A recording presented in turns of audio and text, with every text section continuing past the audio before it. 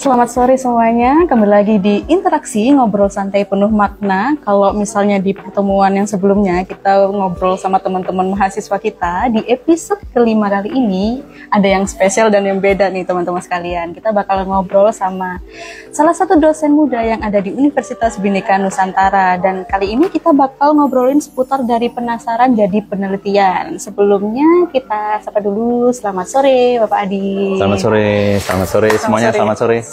Yang di atas semuanya selamat sore ya. Thank you. Okay. Thank you atas undangannya. Oke, karena kita ini generasi milenial ya. Jadi kita panggilnya abangnya ya. Ya, karena ini teman-teman, halo selamat sore teman-teman di YouTube, IG dan TikTok, karena ini sebagian besar penontonnya generasi Z ya, generasi milenial juga. Oke. Jadi kita santai aja di sini ya. Oke.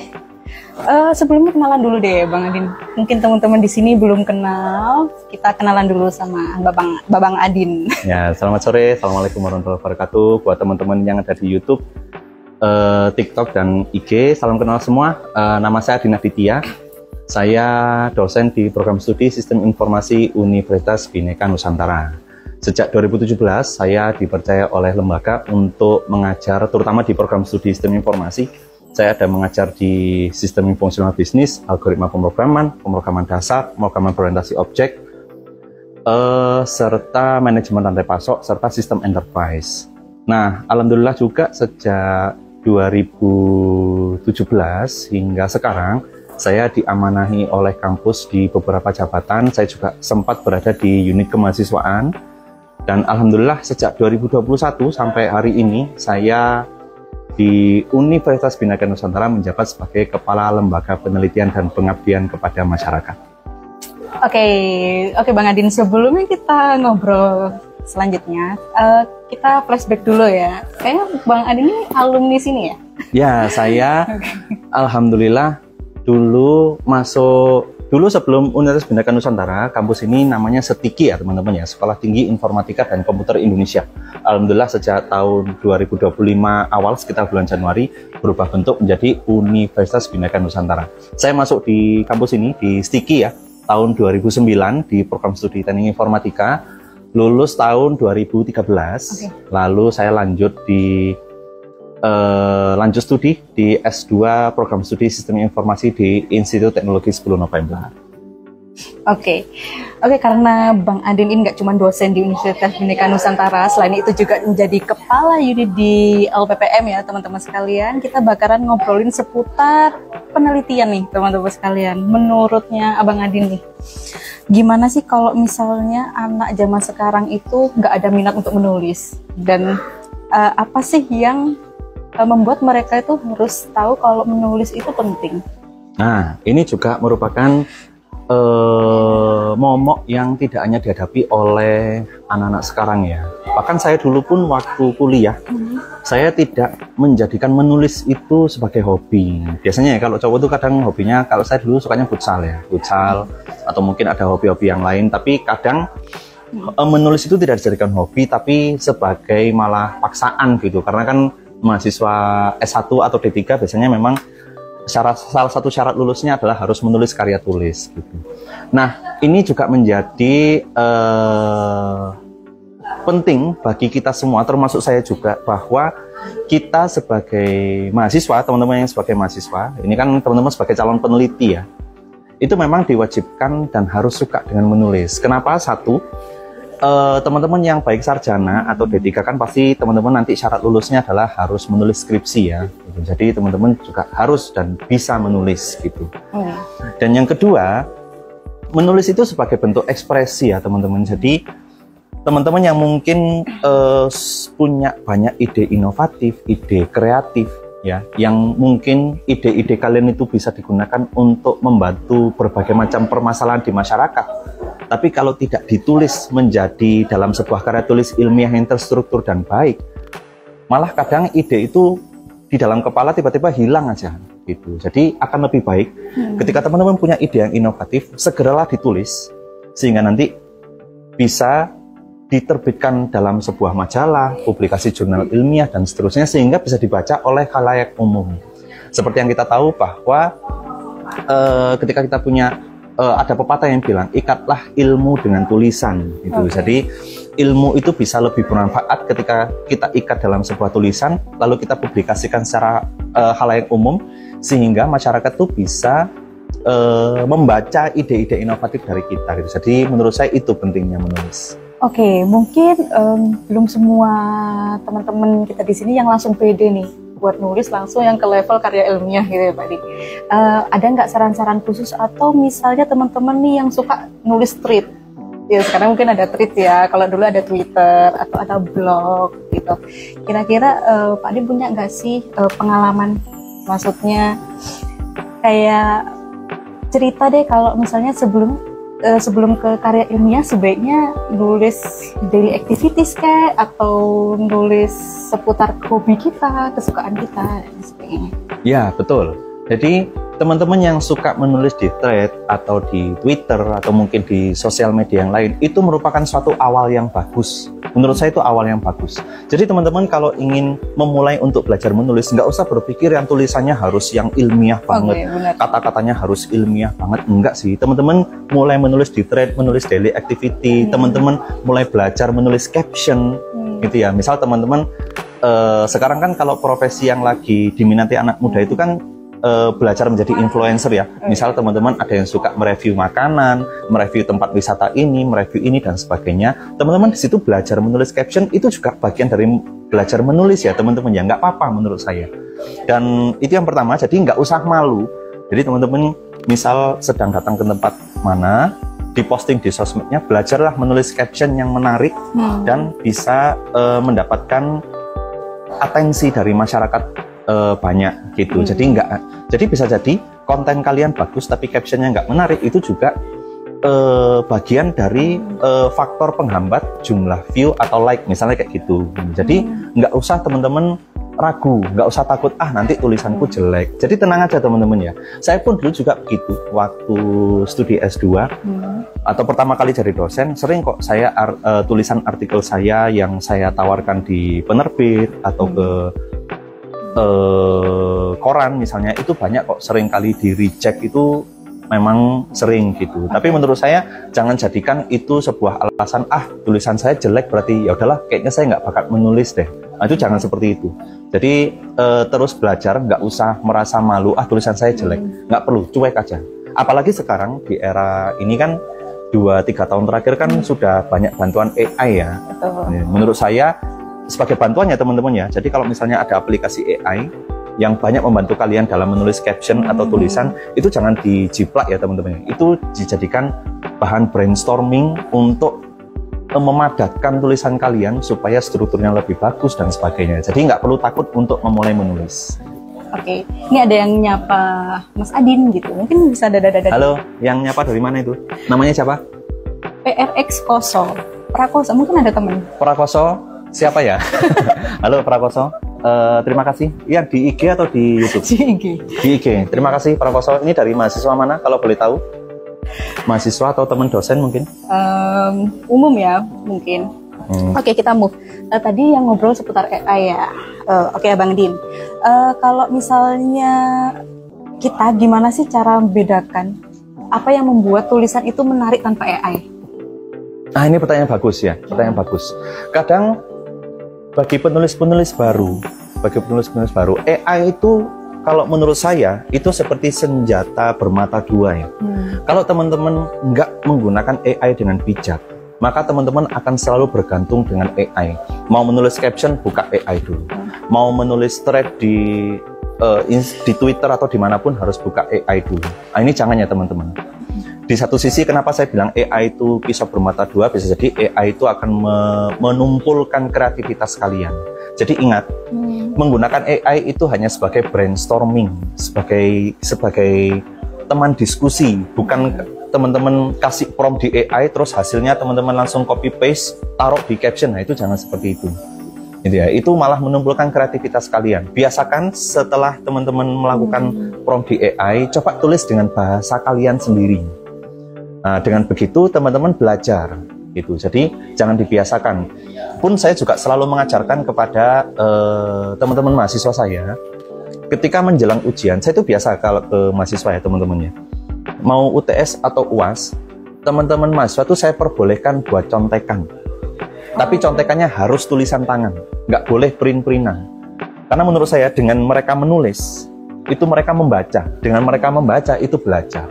Gitu. Jadi sekali lagi, mereplikasi boleh, teman brainstorming boleh, tapi menjiplak tidak boleh ya teman-teman ya. Jadi tolong pergunakan AI dengan bijak. Karena saya pribadi juga kadang sama AI itu juga sedikit-sedikit takut ya, karena dari pemerintah sendiri itu memang juga tidak ada regulasi khusus terkait AI ya. Jadi kadang ya banyak sekali. Saya yakin teman-teman yang nonton live kita juga sering melihat ini thread bagus, tulisan bagus, ini AI atau bukan ya? Pasti ada rasa curiga juga gitu. Benar. Jadi kalau misalnya kok dari Abang Ading pribadi nih, mungkin ada nggak sih trik khusus? Mungkin kalau di tweet atau di sosial media kita tuh lebih asik baca yang lebih relate sama perasaan kita nggak sih? Karena kalau AI itu kan lebih ke teknikal yang teori banget ya. Tapi kalau misalnya seseorang menulis bisa membawa kita ke perasaan atau apa, berarti itu yang kayaknya lebih injet sekarang ini. Bener nggak? Iya, betul. Jadi memang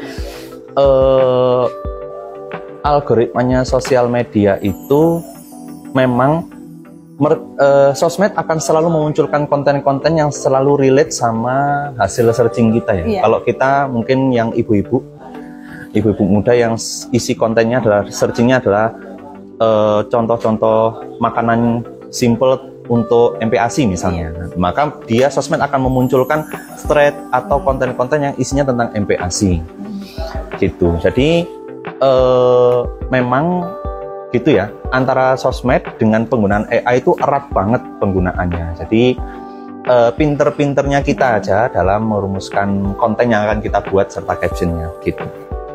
Oke, ada pertanyaan dari TikTok nih ya, ada pertanyaan dari TikTok. Tips topik penelitian yang bagus. Oke, yang dari TikTok ya, atas nama siapa kalau boleh tahu? Sekalian saya sapa. Raden Masulan. Raden Masulan. Selamat sore Raden Masulan. Ya, terima kasih pertanyaannya bagus banget. Saya nggak tahu topiknya Raden Masulan ini dia tipenya apa. Nah, kalau merujuk kepada topik penelitian, lihat aja di program studinya teman-teman ya. Jadi begini, kalau saya mengajarkan ke teman-teman mahasiswa, berdiskusi sama teman-teman mahasiswa, mencari topik penelitian itu lihat di bidang penelitiannya. Bidang itu kan program studi ya. Misalnya program studi saya sistem informasi tuh. Nah lihat aja, dari 144 SKS yang sudah Raden Mas Sulan tadi tempuh ya. Misalnya Raden Mas Sulan ini sudah di semester 7 ya. Nah itu lihat aja dari sekian banyak mata kuliah itu, kira-kira mata kuliah mana yang Raden Mas Sulan itu dapat nilai A.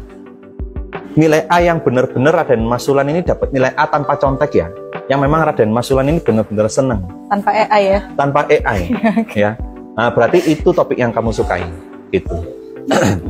Misalnya saya di bidang sistem informasi, yang saya sukai, yang saya dapat nilai A itu adalah pemrograman mobile misalnya. Maka topik yang saya ambil adalah pemrograman mobile. Itu satu. Terus yang kedua, untuk mencari objek penelitiannya, cari isu-isu terkini ya teman-teman ya. Misalnya cari aja isu terkininya tentang apa. Cari isu terkini ya gampang, lihat aja di sosmed yang lagi viral apa. Gitu. Yang sesuai sama bidang studi teman-teman ya. Oke. Gitu. Jadi nanti disesuaikan sama kemampuannya kalian masing-masing. Bagi teman-teman yang masih semester 4, 5, 6, masih banyak kesempatan teman-teman. Aduh, saya di bidang informatika SI, tapi saya belum bisa pemrograman. Gimana solusinya? Nggak apa-apa, teman-teman masih ada kesempatan untuk belajar. Alhamdulillahnya di era digitalisasi sekarang kita itu akses untuk belajar kan banyak banget ya. Maksudnya teman-teman nggak harus duduk di ruang kelas belajar sama dosen gitu aja. Kalau pendidikan 10-20 tahun yang lalu mungkin seperti itu. Kalau sekarang enggak. Teman-teman setelah belajar sama dosen, teman-teman masih bisa loh berkesempatan ikut kelas-kelas di mana-mana untuk menambah kompetensi. Dan menurut saya itu kesempatan yang luar biasa. Jadi, kalau untuk mencari topik penelitian yang sesuai, yang pertama, cari kesukaannya Raden Mas Sulan apa. Terus yang kedua, nah ini juga penting. Sesuaikan sama rencana induk riset nasional. Nanti silakan dilihat di Google ya, cari aja. Rencana induk riset nasional. Terus yang ketiga, sesuaikan sama ini ya. kalau teman-teman menargetkan supaya bisa didanai oleh pemerintah, cari topik penelitian yang sesuai sama Astacita Presiden misalnya, atau sesuai sama Sustainable Development Goal. Nah, menurut saya kalau topik penelitian itu sudah sesuai dengan itu, saya yakin dosen pembimbing juga oke. Oke, terima kasih. Gitu ya, Raden Mas Ulan, semoga menjawab. Terima kasih, terima kasih. Oke, lanjut lagi. Mungkin ada nggak sih mahasiswa yang bisa dapat bimbingan dari fasilitas LPPNI? Mahasiswa dapat bimbingan. Oke, mungkin kalau kalau pembimbingan secara akademik biasanya dilakukan oleh dosen bimbing masing-masing ya. Tapi biasanya LPPM itu dalam satu semester sekali sampai 2 kali kita itu kadang melakukan pelatihan terkait penulisan artikel ilmiah. Jadi begini, teman-teman yang sudah menyelesaikan skripsi itu kan kadang tebal ya, 100 sampai 200 halaman. Nah, teman-teman biasanya diwajibkan untuk menulis karya ilmiah yang isinya 10 sampai 12 halaman aja. Jadi artikel ilmiah dalam bentuk jurnal itu kan bentuk ringkas dari skripsi ya. Jadi gimana caranya skripsi kalian yang tebal itu 100 sampai 150 halaman kurang lebih itu bisa diringkas padat tanpa mengurangi isinya 10 sampai 12 halaman aja. Nah, itu kadang kita melakukan pelatihan seperti itu.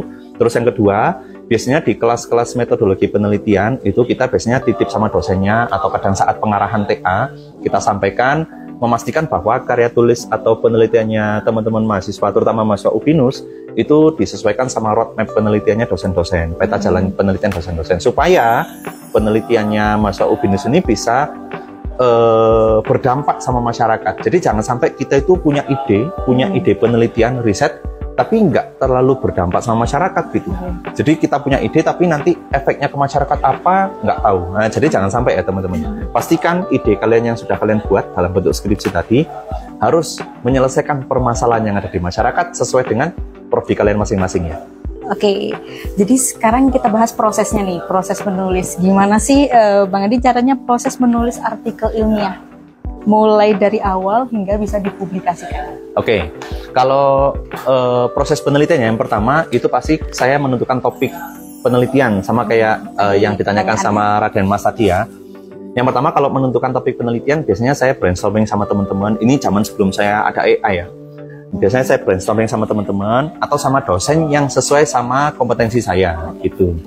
Dulu saya minatnya di pemrograman mobile, maka saya diskusi sama dosen yang di pemrograman mobile gitu. Jadi diskusi. Yang kedua, sering-seringlah baca teman-teman ya. Jadi kalau teman-teman mau mahir menulis, maka teman-teman harus suka baca.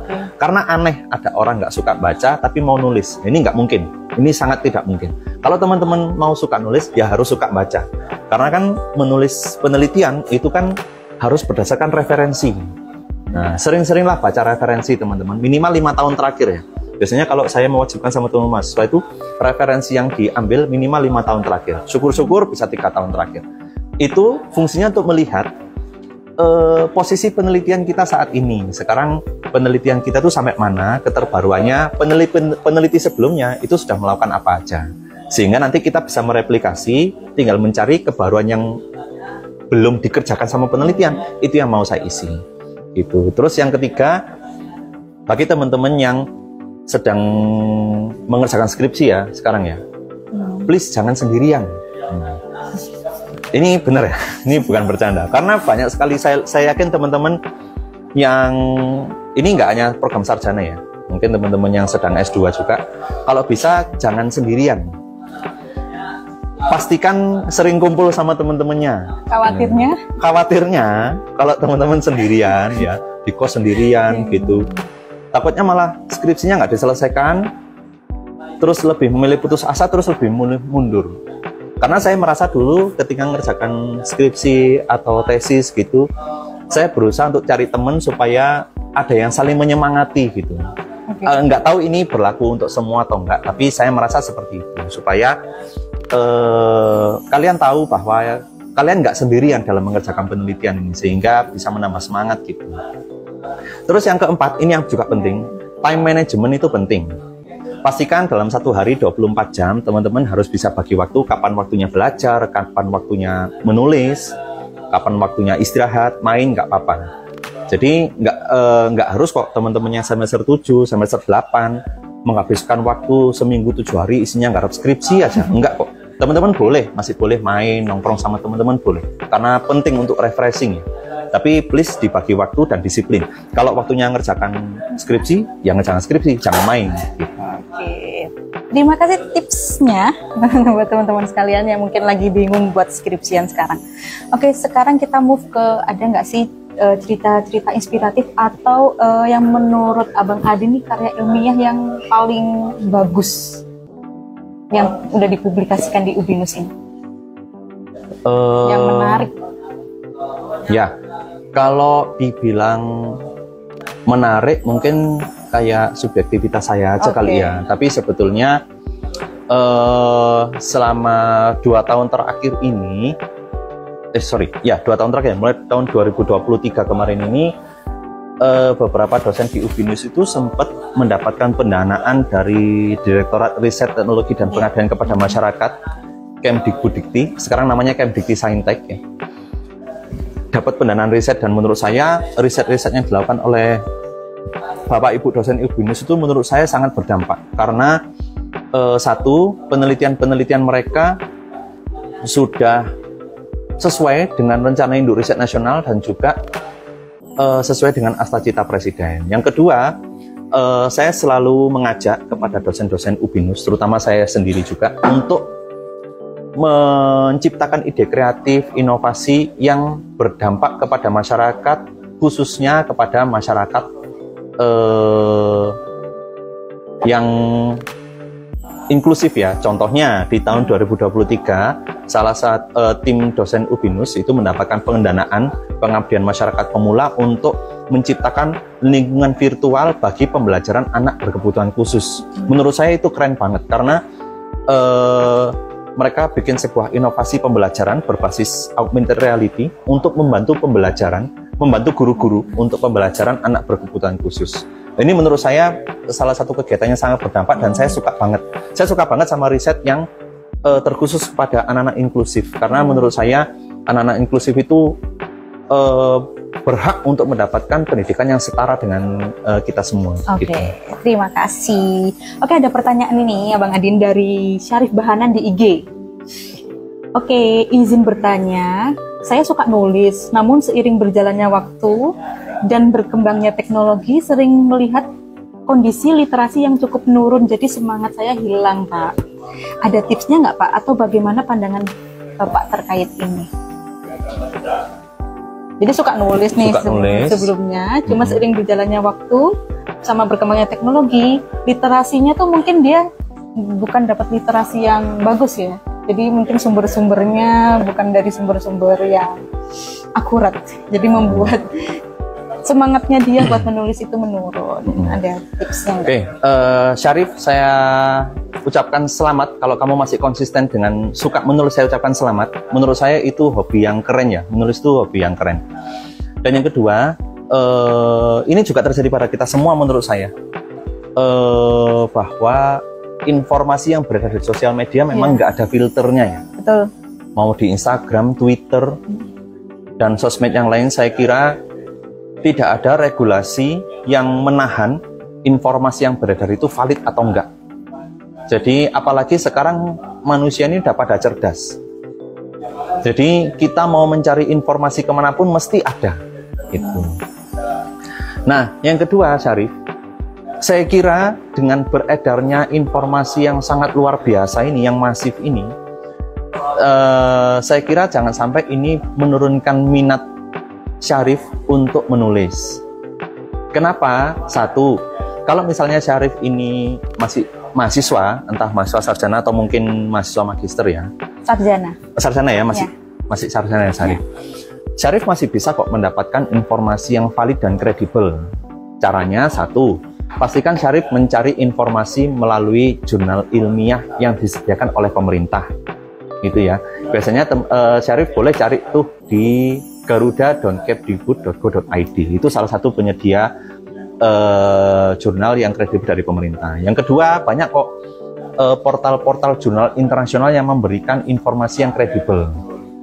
Dan itu itu masih layak untuk dibaca dan layak untuk dijadikan sumber informasi.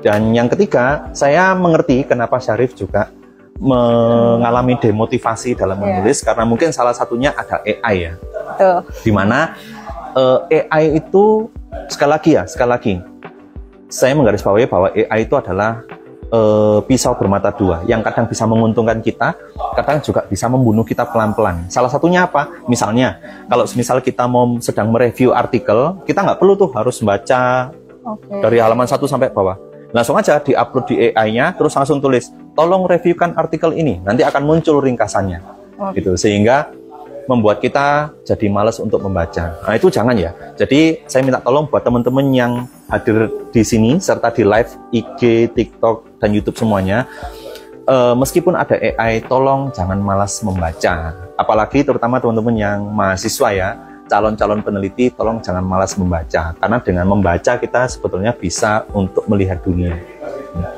Oke, semoga menjawab pertanyaannya Mas Syarif ya. Oke. Semangat. Oke, setelah misalnya teman-teman ini menulis, bagaimana dengan perlindungan karya melalui hakinya? Nah, ini juga merupakan salah satu hal yang penting ya bagi teman-teman mahasiswa, juga dosen-dosen. Bagaimana cara kita untuk melindungi ide-ide inovatif yang sudah ada di kepala kita? Yang pertama, teman-teman bisa mengikat ide itu dalam sebuah tulisan lalu diterbitkan di jurnal. Ketika kita sudah mengikatkan, menuliskan ide itu dalam sebuah artikel yang terstruktur lalu diterbitkan dalam jurnal ilmiah, maka sebetulnya ide itu sudah kamu patenkan, sudah kamu deklarasikan kepada dunia bahwa ide itu adalah milikmu. Itu satu ya, itu satu. Yang kedua, teman-teman ada opsi lain. Misalnya teman-teman yang dari teknik yang punya ide membuat produk, desain kemasan, produk mesin ini, itu, dan sebagainya. Teman-teman bisa mendaftarkan model desain kalian dalam bentuk desain produk industri, dalam paten sederhana, ya, paten dagang, merek, ya, itu juga bisa teman-teman daftarkan ke Direktorat Jenderal Kekayaan Intelektual. Ya, biasanya di setiap kampus itu ada sebuah layanan untuk mendaftarkan karya-karya mahasiswa atau dosen. Jadi nanti kalau di UBINUS sendiri, teman-teman yang sudah menyelesaikan TA itu diminta untuk mendaftarkan karyanya ke Direktorat Jenderal Kekayaan Intelektual, sehingga nanti mereka lulus mendapatkan sertifikat haki, di mana nanti sebuah sertifikat yang menuliskan bahwa pencipta karya ini si nama anak itu. Jadi karya kalian tetap dilindungi oleh negara. Oke, jadi teman-teman mahasiswa UBINUS sekalian, jadi teman-teman bisa juga ya dibantu dengan unit LPPM buat daftarkan karya ilmiah kalian. Kalau boleh tahu caranya gimana nih, Bang Udin? Ya. Caranya mungkin ada yang belum tahu nih, cara daftarin karya ilmiahku gimana ya? Ya. Jadi sebetulnya tidak hanya teman-teman dari mahasiswa UBINUS saja, tidak hanya dosen dari UBINUS, teman-teman dari masyarakat UMKM atau mungkin masyarakat umum boleh kok kita bantu untuk mendaftarkan merek dagang, terus logo atau desain produk, desain kemasan, paten sederhana bisa kita bantu. Nanti silakan aja kontak ke lppm@ubinus.ac.id. Nanti akan kita bantu prosesnya. Karena setiap pendaftaran haki, paten sederhana, merek, desain produk industri itu dia punya requirement sendiri-sendiri. Misalnya kalau teman-temannya dari informatika itu mendaftarkan program komputer. Nah, program komputer itu bisa didaftarkan haki ya teman-temannya. Itu biasanya salah satu requirement-nya adalah kita harus bikin sebuah dokumentasi untuk programnya, layout, tata cara penggunaan, dan sebagainya. Kalau paten sederhana itu kita harus menuliskan deskripsi, itu juga ada aturan yang berbeda. Nanti logo, terus ada merek dan sebagainya, itu requirement-nya berbeda-beda. Jadi nanti kalau teman-teman, tidak hanya Sivitas UBINUS ya, masyarakat UMKM, masyarakat umum, atau mungkin teman kampus lain, nggak apa-apa kalau mau mendaftarkan produknya, mendaftarkan kekayaan intelektualnya, inovasinya, nanti bisa langsung hubungi lppm@ubinus.ac.id. Nanti akan kami bantu untuk proses pendaftaran HKI-nya. Oke, kalau terkait biayanya nih, ada nggak untuk pendaftaran HKI ini? Ada. Jadi setiap HKI, paten sederhana, merek, logo, dan sebagainya, memang semuanya ada biaya administrasi yang harus dibayarkan ke negara ya. Jadi memang ada. Nah biasanya untuk haki, paten dan sebagainya itu masing-masing biayanya berbeda, karena itu juga terkait proses review sampai pusat ya. Jadi memang sedikit berbeda. Jadi nanti tenang aja, terutama untuk produk UMKM nanti akan kami bantu untuk proses biayanya. Biasanya kan kalau dari Dinas Koperasi UMKM itu kan biasanya ada ya untuk pengajuan haki atau merek dagang gitu. Tapi kadang biasanya satu periode hanya terbatas gitu, hanya terbatas. Nah, nanti kalau misalnya lewat kami juga nanti bisa kami bantu gitu. Terkait untuk list harganya nanti juga bisa kami sampaikan lewat email ya. Oke, jadi teman-teman sekalian tinggal cari infonya di lppm.ubinus.ac.id, nanti semua informasi tersedia di sana. Oke, sekarang tips sama buat teman-teman mahasiswa, kalau misalnya ada yang takut dan minder duluan, terus ada tips nggak supaya mereka berani mencoba menulis? Oke, saya kira minder, takut ini masalah kita semua ya. Karena lumrahnya atau fitrahnya manusia kalau kita mencoba hal baru pasti ada rasa ketakutan, aduh nanti gagal, aduh nanti kalau saya tulis nanti diejek sama orang lain. Apalagi kan seperti yang kalian tahu, mulutnya orang-orang di sosmed itu kan kadang wah nggak karu-karuan tuh bahasanya ya, bahasa kebun binatang keluar semua itu. Nah, yang satu pertama teman-teman ya, teman-teman harus biasakan untuk cuek. Mau nanti tulisan teman-teman, misalnya teman kayak tadi tuh, kayak Mbak Dati cerita tuh, kalau belajar menulis lewat thread, Twitter atau belajar menulis blog, caption atau blog ya, blog bener tuh. Saya yakin 99% pasti ada yang ngatain ya, pasti ada yang ngatain. Ya namanya apalagi umumnya akun-akun bodong biasanya tuh, yang followernya cuma 1, 2 gitu ya. Mereka biasanya ngatain dengan niat memang ya untuk ngatain aja gitu. Satu, teman-teman belajarlah untuk tidak peduli, karena biasanya yang ngata-ngatain itu juga kosong juga kepalanya gitu. Jadi nggak usah merasa minder dikata-katain. Udah, yang namanya orang belajar pasti salah, nggak apa-apa. Itu yang pertama. Yang kedua, teman-teman sering-seringlah berdiskusi sama rekan-rekan sejawat. Misalnya teman-teman sekarang ada yang profesinya menjadi influencer, ya, food blogger ya namanya ya. Misalnya food blogger nih. Nah sering-seringlah berdiskusi atau melihat konten-kontennya food blogger yang rekan sejawat. Belajarlah sama mereka gimana ya cara mereka nulis caption, gimana ya cara mereka untuk bikin konten videonya kayak gimana ya. Banyak-banyak belajar, nggak masalah. Ketika teman-teman belajar, kosongkan pikiran untuk menerima ilmu baru, nggak masalah gitu. Sering-seringlah berdiskusi. Jangan dipikir sendiri ya. Nanti tak bayang-bayangin sendiri, tak tulis-tulis. Nah itu jangan. Nggak apa-apa, sering-seringlah berdiskusi. Yang ketiga, teman-teman punya bantuan AI. Boleh pakai AI, boleh banget. Tapi sekali lagi, AI hanya sebagai teman diskusi, teman brainstorming, tidak untuk diciplak gitu ya. Jadi apapun yang kalian tulis, prompt apapun yang ditulis di AI sebagai teman bicara aja, nanti supaya kalian jadikan inspirasi, terus tulislah dengan kata-kata kalian sendiri gitu. Jadi jangan takut menulis, jangan takut diejek sama orang luar, belajar aja terus, nanti akan semakin teman-teman banyak mendapatkan masukan, ejekan atau apapun itu, saya yakin di dalam situ ada pembelajaran yang bisa memperbaiki tulisan-tulisan kalian. Oke, bisa semangat. Jadi motivasi ya? Ya. Oke, ini tadi aku tertarik sama satu hal nih. Karena Abang Adim bilang kalau misalnya mau menulis jangan takut untuk berdiskusi. Teman seperti apa yang pantas buat kita ajak diskusi nih? Jangan sampai kita diskusi sama orang yang salah. Atau gimana sih tips memilih teman diskusi supaya tulisan kita nih bisa bagus gitu loh, bukan jadi demotivasi. Nah ini bener. Realitasnya memang nggak semua teman bisa kita jadikan teman diskusi ya teman-teman ya. Kita realistis saja. Maksudnya semakin dewasa ini ternyata nggak semua teman itu akan mendukung kita. Oleh karenanya pastikan teman-teman diskusi. Yang pertama ya diskusi sama teman-teman yang memang sudah kalian deket sama mereka. Dan yang kedua pastikan kalian diskusi sama teman yang memang punya minat yang sama.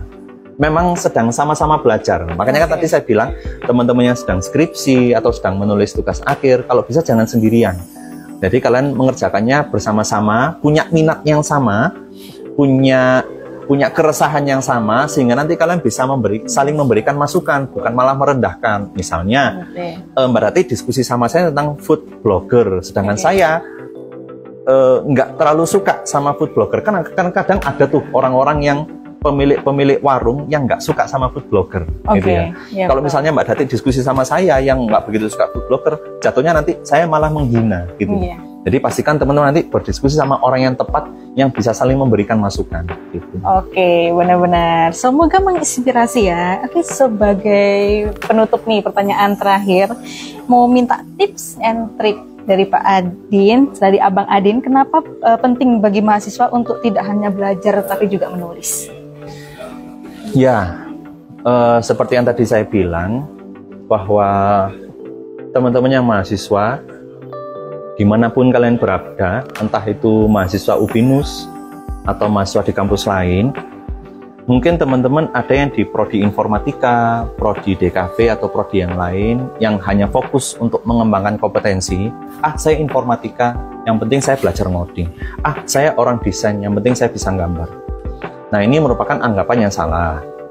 Yang pertama, satu, sesuai dengan kerangka kualifikasi nasional Indonesia, memang untuk kalau program sarjana, memang diwajibkan untuk menulis tugas akhir ya, menulis skripsi gitu.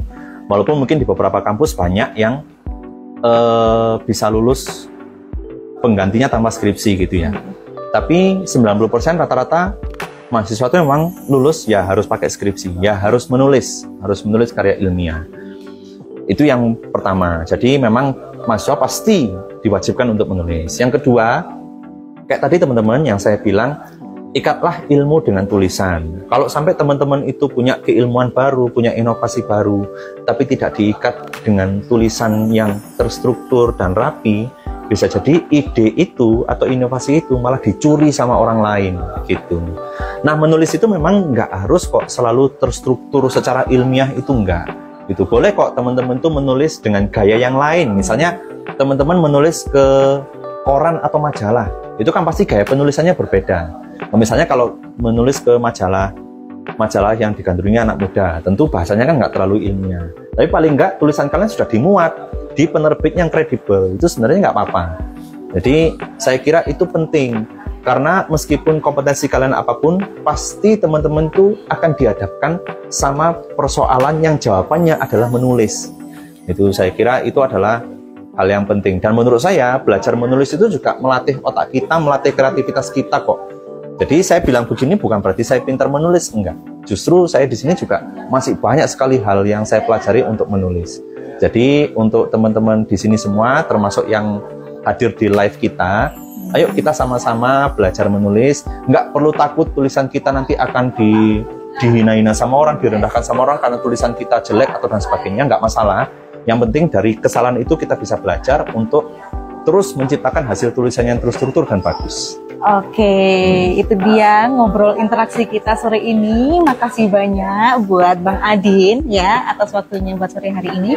Teman-teman yuk jadi bagian Grow with UBINUS. Kita masih ada potongan uang pangkal 30% sampai akhir Juli nanti. Jangan lupa cek semua sosial media UBINUS Malang. Oke, sampai jumpa di episode interaksi selanjutnya. See you.